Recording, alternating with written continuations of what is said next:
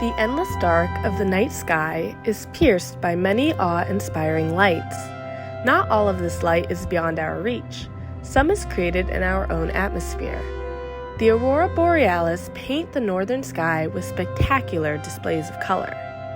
University of Iowa experimental space physicist Dr. Allison Jaynes works to uncover the physics behind the light show. I study heliophysics, and specifically I look at energetic particles throughout Earth's magnetic field, both close to Earth and then also a little bit farther away between Earth and the Sun.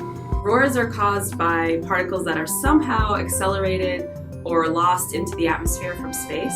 The aurora are caused when electrons from farther out in Earth's magnetic field come streaming into the atmosphere, sort of fall in along the magnetic field lines of the Earth and collide with the atmosphere, producing the light that we see. Those are all manifestations of a bigger picture that we call space weather.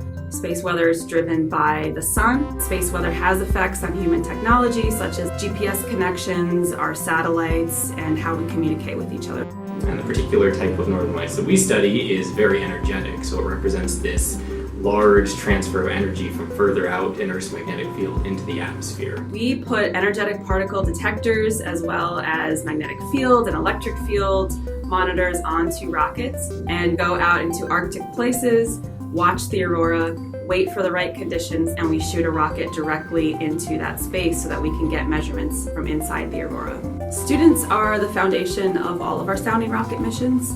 We have students heavily involved in everything from building hardware to going with us to the launch site to help prepare for the launch. Unique opportunities exist for her student assistants to experience a NASA mission from proposal through launch and data analysis.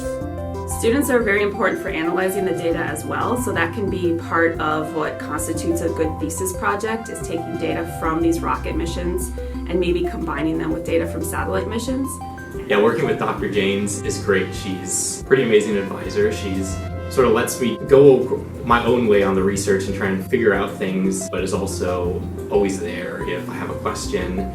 Students are a huge part of my research group. We have a lot of students right now working on various projects, everything from hardware and satellite instrumentation to data analysis of spacecraft data that's come back from various missions, and lots of collaboration with teams across the country. There's always new projects coming in from NSF and from NASA that require a lot of good student involvement. Apply to the University of Iowa today for your chance to touch the sky.